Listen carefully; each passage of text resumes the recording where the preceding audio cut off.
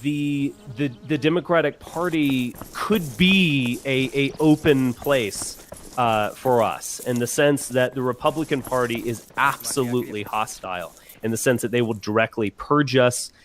Could Nixon go to China and we start working there? I don't know.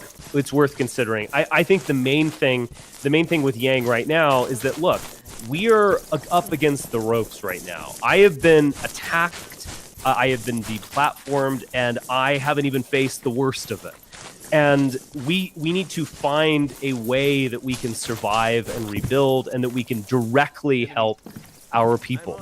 And that is the argument for Yang Gang. But in terms of, again, am I willing to endorse Am I willing to vote for a Democrat? I voted for a Democrat before. I voted for John Kerry in 2004 because I hated with. So yes, I am willing to do it. We need to just not get caught up in partisanship and this just kind of, I don't know, just almost bigotry of like, we've got to support these, typical dipshit white guys in the GOP who sell us out at every opportunity, who have zero vision.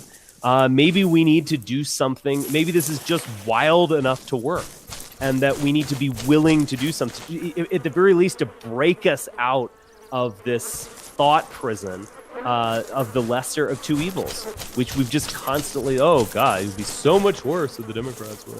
We've got to support these dipshits who suck and who are going to sell us out, but oh, it'd be so much worse.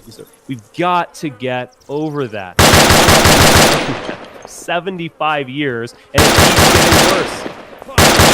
A beautiful strategy here, because in strategies for mimicking and hiding, there's this idea that you are hiding if you are in the opponent. It's like Trojan horse strategies. They work when they are out there and when they are evident. And perhaps the best vessel for the alt-right going forward is the Democrat Party. Because after all, the right wing has its defense. The conservatives, the mainstream center-right Republicans, they have their defense up.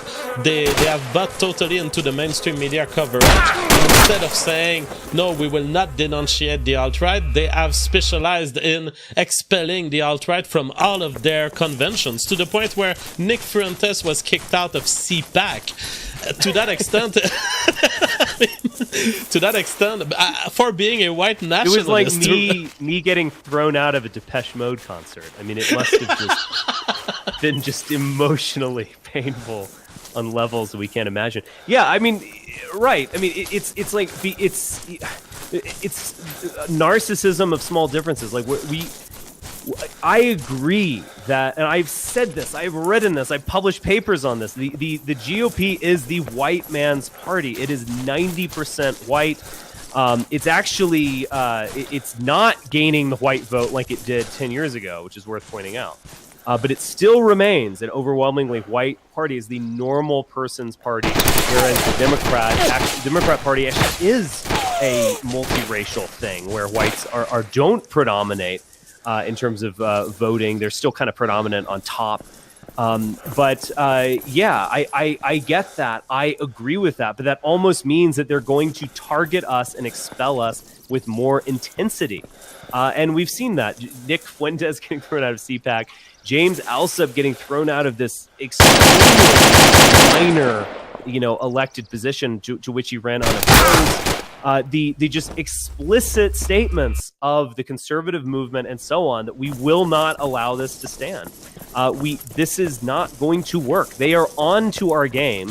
And by the way, the more we announce in public that we're going to infiltrate the GOP, the more, heightened their immune system becomes. So, we just need to try something else. Now, I have talked also seriously about a quixotic campaign of my own, but I think more importantly, I've talked about creating a party, because if we're in the control of the party, then we get to purge people. So if we're in, even if it's small, we're going to be like, we're going to test people. Test. Are you a conservative? If you are, we're going to dox you, throw you out. We can do to them what they have done to us. And there is a great power in that, even if it's small.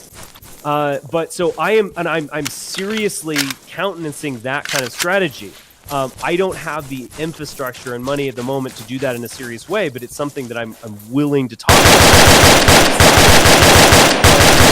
Right now, where we are in terms of money and infrastructure and so on, that we need to hide a little bit, and that we need to be incognito. We need to kind of swim, you know, in some place where we're not directly attacked in the way we were under Trump.